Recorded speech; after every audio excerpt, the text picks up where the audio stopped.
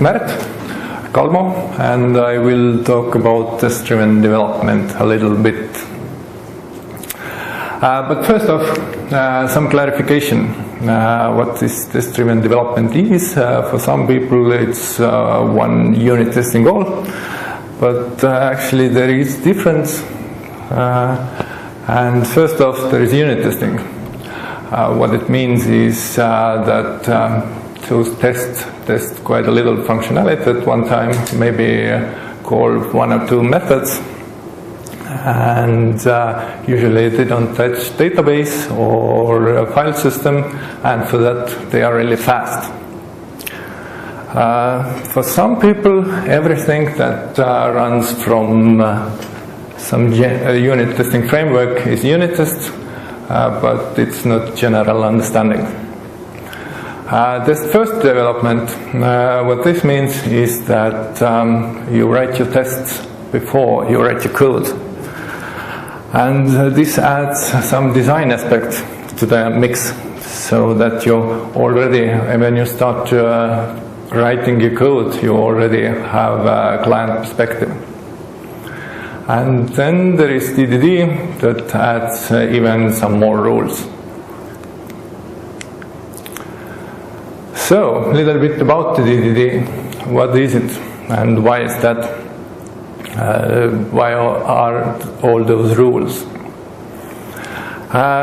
First thing, it's not so much about testing. And people have come up with, tried to come up with better names. For example, like sample-driven development, or even the BDD was initially meant to be a better name for the same practice. And what it's about, it was one of its goals is to address the problem of big design up front. This comes from the waterfall, and it was in its turn supposed to address the problem of that the late changes are very expensive. And so the idea was that if we think real hard and plan, then maybe we don't have to do the late changes. And probably most of you know that it didn't come out so well, and people have tried to come up with other techniques. And one of its problems is that in this very early phase, design, in this upfront phase, we don't know that much about the problem or the design or anything. And so DDD tries to take another approach and to make late changes as easy as possible. And how it does it is it tries to promote as good design as possible, and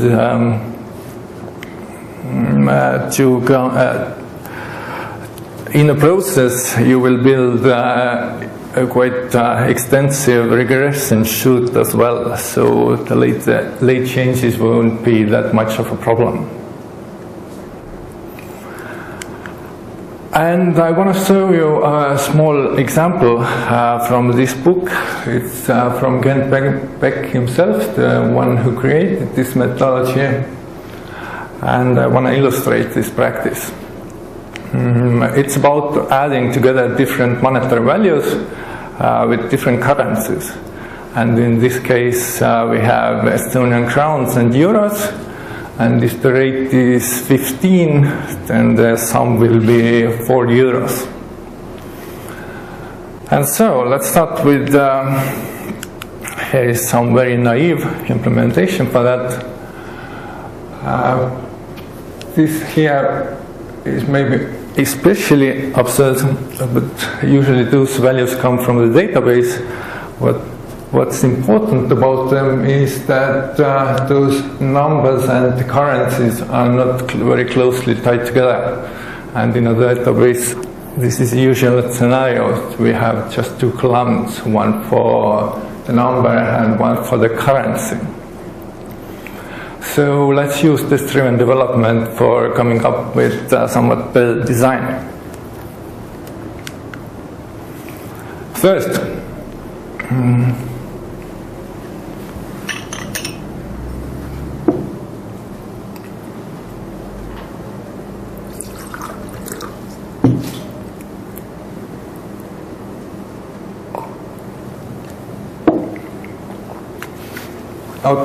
about the rules. The first thing is that we have to write a test. And why is that? That, as I already said, that we should like to take the client's perspective. Then we make it compile. At first it doesn't compile because if we don't have the code and our tester calls some code, then it doesn't compile when we have a language that needs compiling. And if it compiles, the first thing we do is we run it. And why is that? Because if we don't have an implementation yet, what's the point of running it? Then there is a point that's considered testing the test itself. And so it could be that we write the test and it passes right away, so it doesn't matter that much what kind of implementation we are going to write. Then we implement the code, and when it passes, then we refactor it. First we make it pass, then we make it right, and then after refactoring it still has to pass, and so we start with the next cycle. So it may seem like it's quite restrictive. Why should we have all those rules? Can't we usually a program without them? So it's a little bit silly maybe. But smart people have come up with those rules, and probably we should at least try to understand them first. And a good way to understand them is just copy them in the beginning. Then comes the understanding, and then we can start improvising. So the first thing is start from the test. And as I also already said, this is design practice, the design aspect of it, and it enforces us to think from the client's perspective. And at this point we are in a fantasy land, and we can write our API whichever way we want to. We don't have any implementation restrictions yet. Maybe at some point we discover that okay, no, we can't do it that simple, but we at least start with the best possible thing. And here is our first draft of our new design. Probably we need some class money. It would be good to take together this value and currency. Then operation for adding this. In Java there is no operation overloading, so we have to have some method. And then we check or assert that it gives the right result. So at first it doesn't compile. Then we write this scaffolding here, or more like generate it. Our IDE probably generates it for us. And so we run it, and it fails because 0 here isn't 5, and we get a red bar. And now we are using the least amount of work to make it pass, and that would be just writing 5 here. So it may seem a little bit silly, but what good does that do? So just writing 5 there, of course, if I write 5 there, it passes. But there is actually a point here, maybe not with this very simple example, but it's a way of checking our understanding so that we really understand the problem. If it were a more complex problem, then maybe we think that, okay, this would be a real shortcut here. If I do that, then it will pass. But sometime we would discover that no, it didn't pass. So we didn't understand the problem that well that we thought we had. So there are some. The first thing is that you should make your test pass as soon as possible. You should have green bar as often as possible. So, surprising about TDD. At first it sounds quite surprising. You have quite a lot of rules and there are some really silly things. And when I first read the book from Gent Beck, then I thought it can't be so that he really does it like that in real life. Can't he go faster? What's the matter with that? He's supposed to be some very great programmer and now he does it like that. It's not possible. And he is a great programmer. Martin Fowler has said that he thinks that Gent Beck is the best programmer he knows. And probably he knows some people. So, probably you should take it with, maybe you don't understand it, but again, first try to understand it and then start improvising.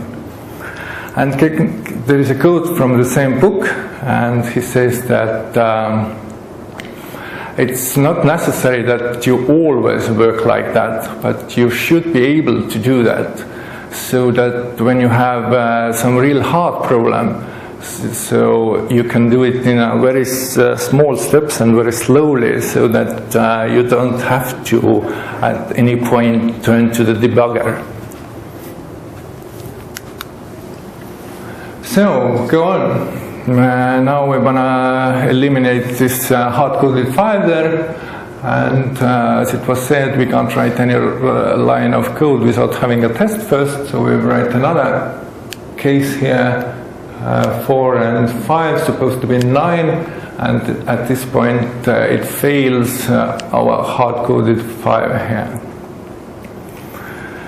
So, of course, we could write some ifs there, but let's not go overboard with that, and so we just write the right implementation here.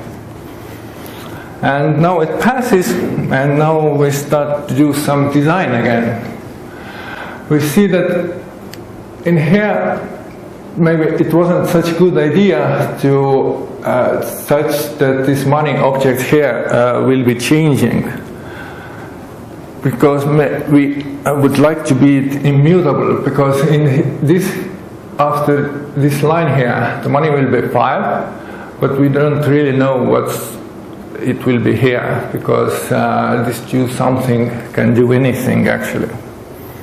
And so we would like it to be so that if we add something to this money object, it doesn't change the money object itself, it will return some other object with a sum. So, and what about this thing here? I didn't mention it before. Maybe it is quite strange. You shouldn't ever do that in Java. You should always have getter and setter. But in this respect, DDD is quite permissive. And during the development, it allows you to do quite a lot. But you can't leave things like that in the final thing. So, how we... First, it doesn't compile because it was void, so we put money here. And first thing, we just return null, so it compiles, we run it, it doesn't pass. So we write the implementation, and now go on. So now we start thinking about this same thing here, the public field. What we can do about it. And so we start to think that maybe we don't really need it that much.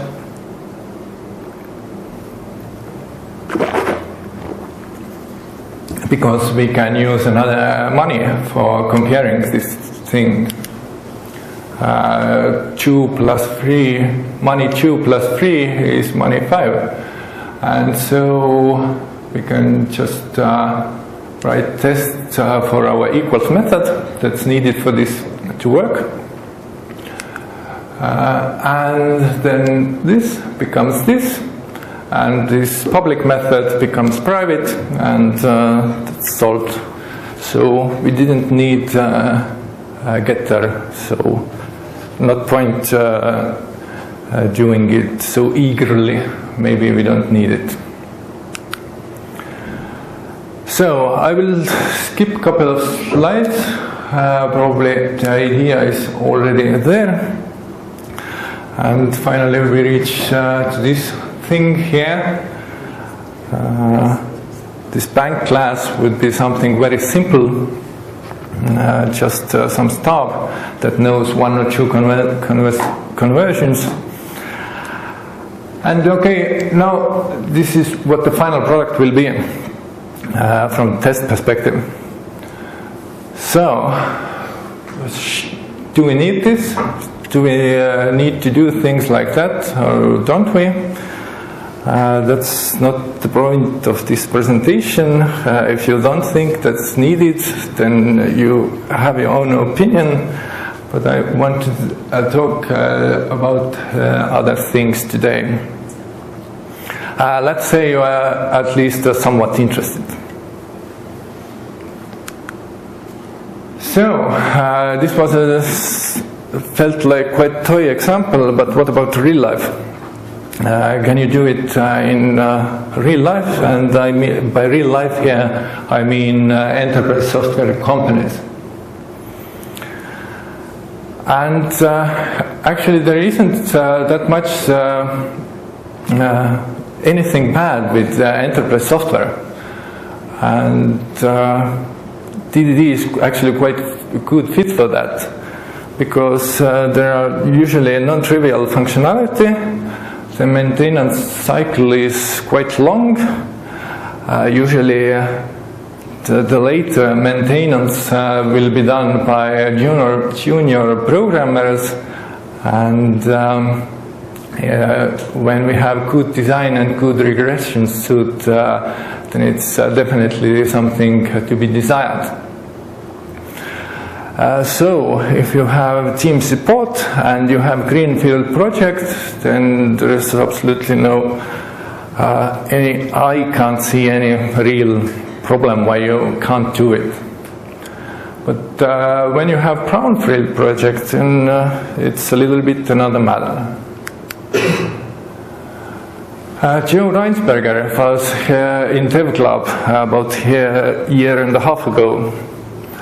And he said, yes, it can be done. You just start from your own corner. You start you write your own code that way. And so step by step, everything goes better. If you have to touch some other people's code, then you're going to refactor it. And so step by step. And at some point, other developers see that your code is so much better, and they want in, and so fairy tale. But if he says he can do it, then probably he can. But I can't even start to imagine how I would be able to do that. And why is that? Typical case is usually that we have many years of legacy. And you don't necessarily have your own corner. It could be that you have to work with the whole system, and you touch it from one corner and the other, and it's not so that you can say that, okay, now I'm going to refactor for 1 week, and then I do my work for 1 day, and that for any foreseeable time, because if you can't just rewrite the whole thing. And there are usually quite substantial design issues, so that it's not so that you just can refactor.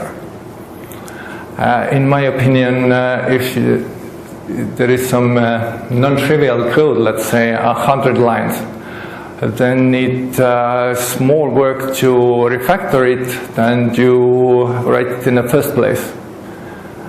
Usually it's very hard to read, and then it has all kinds of dependencies, and those dependencies are usually not the ones that I would like to see there. And if I'm going to refactor them all, then it's just a never-ending cycle. To the beginning and start over, and then with some real effort I probably will be here, then I understand, okay, this was that. So now I have to synthesize what those all parts were, and so then maybe I can refactor it. This here is a little bit not that justified. It says that doing things this way takes less lines than this way. Probably it's the opposite. Usually if you have to do one thing at a time, then you can't reuse some things. For example, people like to reuse some loops. If I have a perfectly good loop for filtering something out, then maybe I can use it for some other task as well at the same time. And I save some code, but it becomes really unreadable. But in this case, if I start from the beginning, when I'm here, I already can make a mental note. Okay, this was that, and now I can go on with some other thing.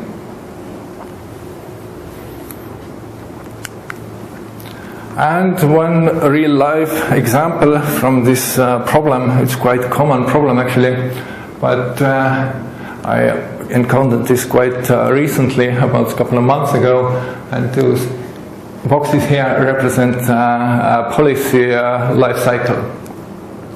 It's from insurance application, and what is this is at these points something changed about the policy.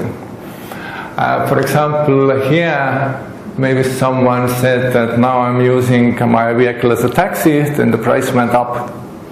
And so here was some other kind of change, and again maybe price changed.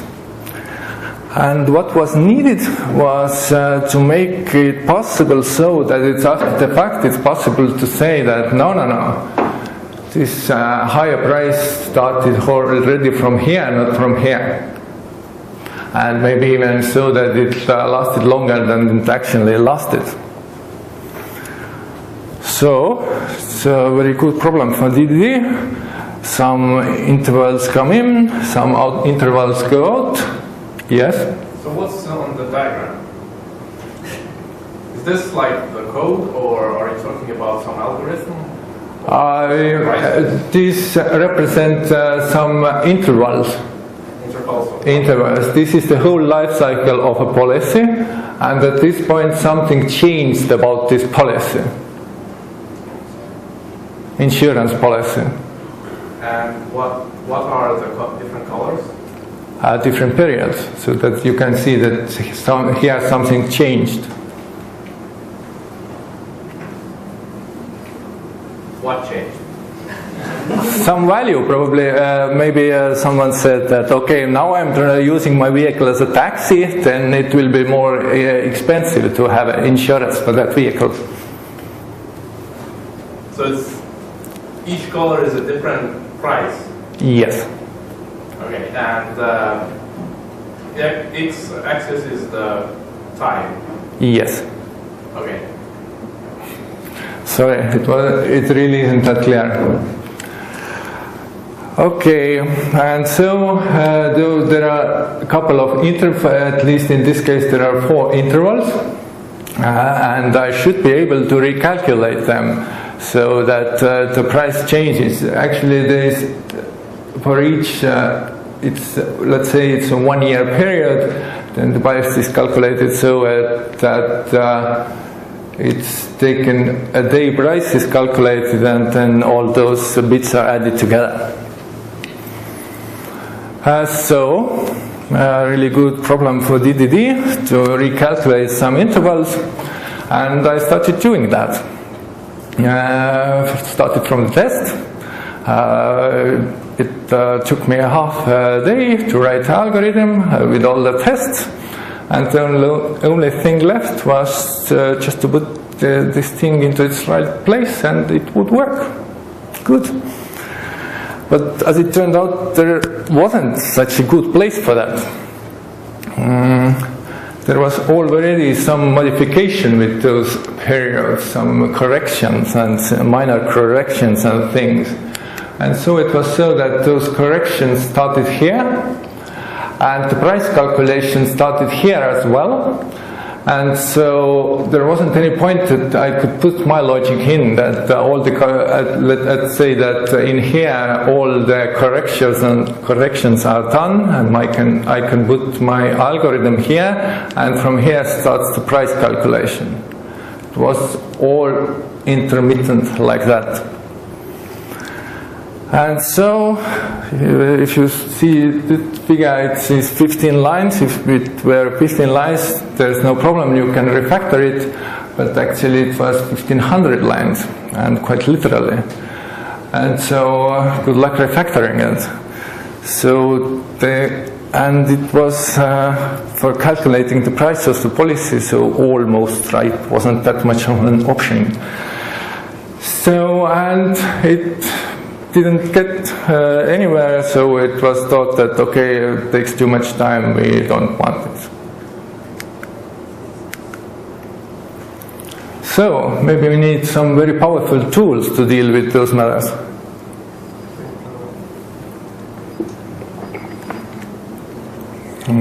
There is such a very powerful tool like PowerMock in Java world, and you can test practically anything with that thing. But those tests would be so ugly and so fragile that there is not much point of doing that. So there must be another way. You can think that, okay, maybe this was just one example, but there are quite a lot of them. And maybe you can think that why bother at all? I'm doing quite well at the moment, so I just don't need any DDD and still producing value every day. Why should I bother doing it when it's so hard to do after all? And of course, it can be argued again that there isn't such a rule that everybody knows that TDD is something that you always should do. But let's say for the moment that you are interested in it and you at least want to do it. So, where do you start? The first thing is that, okay, the test-driven development helps you design your code, but it also requires you to have already some designing, some understanding about the design itself.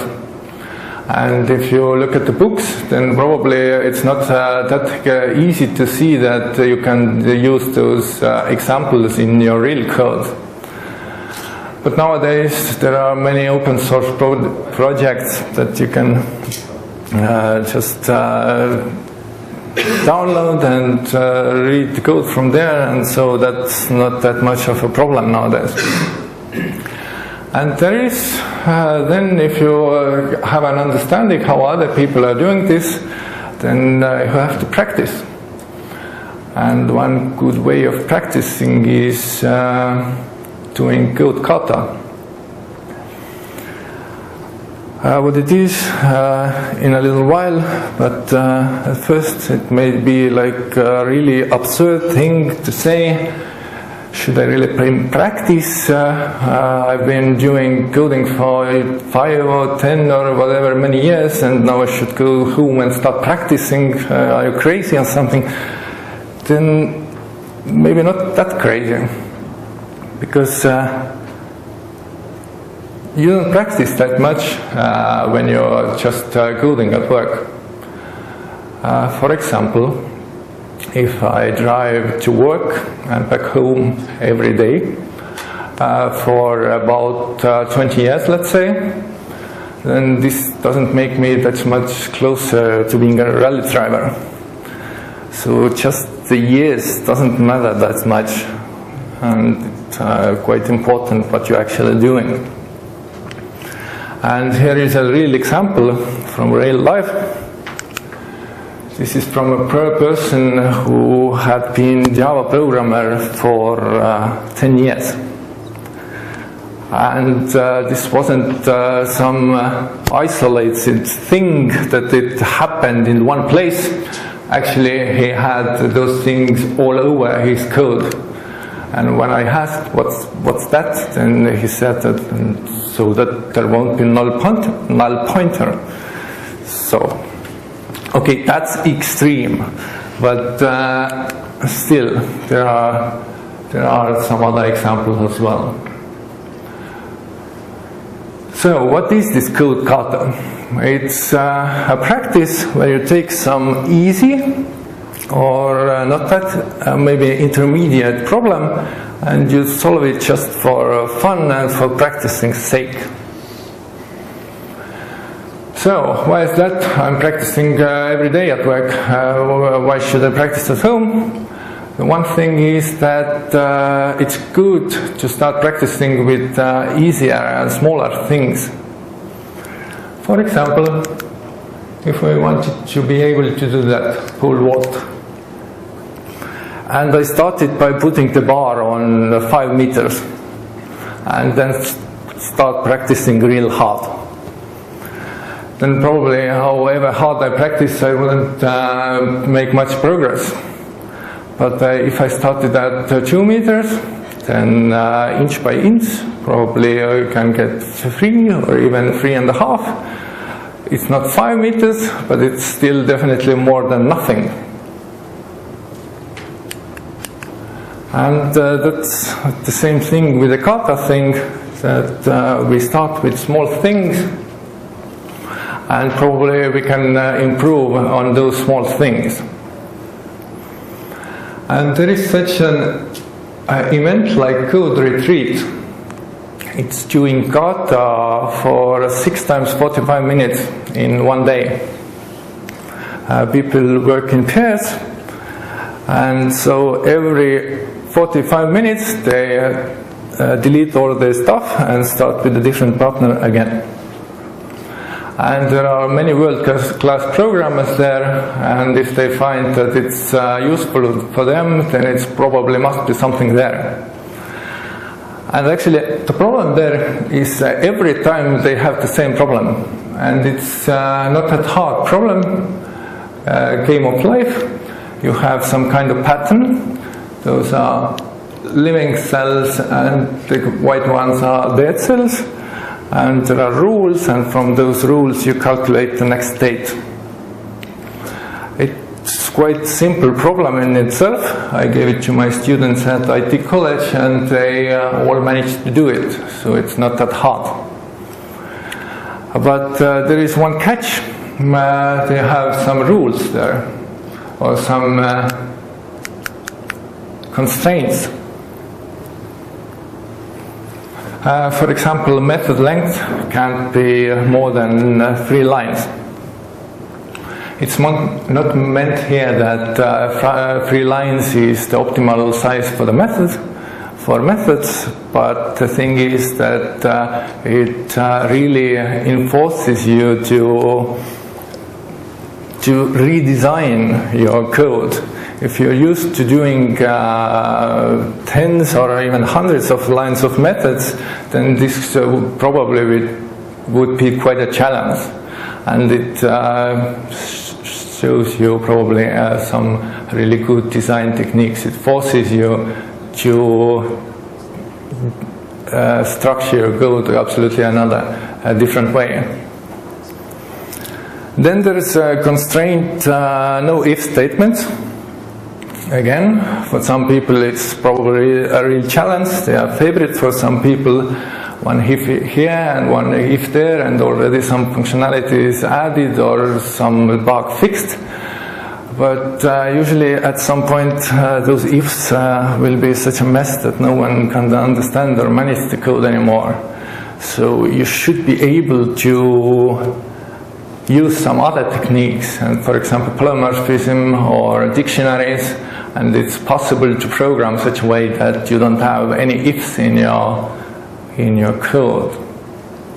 Then there is one constraint, tell, don't ask. It's very good for doing object-oriented design. What it means is that your methods can't return any values. You just must only send commands. And it's very good practice for designing object-oriented code. It's quite hard to find a place for your data and for your methods. So this is a good practice. And then there is one more constraint, ping-pong programming, but mute ping-pong programming. What this ping-pong programming means is that it's a pair programming technique that one person writes a test and the other one writes the functionality. But in this case, there is a catch that the one who writes the test can't tell anything more. And it's exercise for the readability, and so the test must be so readable that the other person can understand what the functionality should be. And there are many others. So, if you consider all this, then this simple exercise of game of life doesn't seem so simple anymore, and maybe it teaches you something after all. And if you are interested in this, then there is no code retreat in Estonia, but Nortal organizes some kind of such events called coding dojas, but I don't know that much about them, but I was told that maybe you can say something about them, so I said that. Then patterns. Maybe you need some patterns to do, for your coding. I think that you do. However good your code or design will be, there are some problems still. This is a typical layout of a test. Arrange, act, assert. In this phase here, you put together all your inputs. Here you call your methods or exercise the functionality that you want to exercise, and here you assert that you get the right thing. And this part is usually easy. It's one or two lines, but the others could be quite long. And here is an example. If I needed person objects for my algorithm to work, then just to create those person objects, it's already takes 5 lines. And if I need 3 of them, then it's already 15 lines. So this is quite easily solvable with a builder pattern. If I have some reasonable defaults, I can get away with just 3 lines. And so you don't even have to write those builders yourself. There are plugins for IDEs that generate them, or there is a library called Lombok, in which you can just add an annotation for your class, and it generates builder for you. Then there is a case for output as well. For example, if we want to assert that this method here returns the right orders, then just for comparing them, we need something to compare against something. And so again, quite a lot of code here. In this case, we can't use builder that well, because if we are using equals here, for comparing them, then all the fields must be equal, and so it's not that good fit here. But there are, of course, some matchers and stuff, but what I like to use is just some simple helper method that takes most important parts from this return value here and makes a string out of them. And in this case, I can just compare against the string, and this becomes quite readable. And if I have this method here, then I can, for example, in this case, it compares against it's for testing that the orders have the right dates, and now I don't have other stuff here that maybe complicates, and what it's about really. Are those article names important, are those dates important, but here it's quite clear what's important. And then one more small trick, how it started. If you are used doing things such a way that you launch a whole application and then test from the browser, then there is a small trick to get you started with TDD. You don't start from the hard stuff. Let's say this is you have to generate some report so that you have HTML page where you put in your inputs, you put press some button, for example generate, and it takes some data from the database, aggregates and does some calculations and presents those results. So you start with your usual way from this start with a form and write whatever markup you use. Then you write all your controllers, and then at one point you are in some kind of method. Usually it's a service method, unfortunately. And then here you check that you can get all the parameters from the form, and you just maybe print them out to the console. And then there is the other end of this cycle, that your program needs to generate some output for the result page. And for now you can just return some hard-coded values so that you can see that, okay, if I have those hard-coded values, then I can build the page, result page from that. So now you have all the plumbing wired up, it works. Now you have this database thing. For the moment you can just write a method that returns some hard-coded values again. Then there is probably something about the configuration, again something hard-coded, and now you're here. You have all your inputs, you know what kind of outputs do you need, and so very good fit for test-driven development. Just start from the test, send in your inputs and expect the outputs, and if you're done you can plug it just in here and it should work. Okay, that's all from me. Thank you for listening.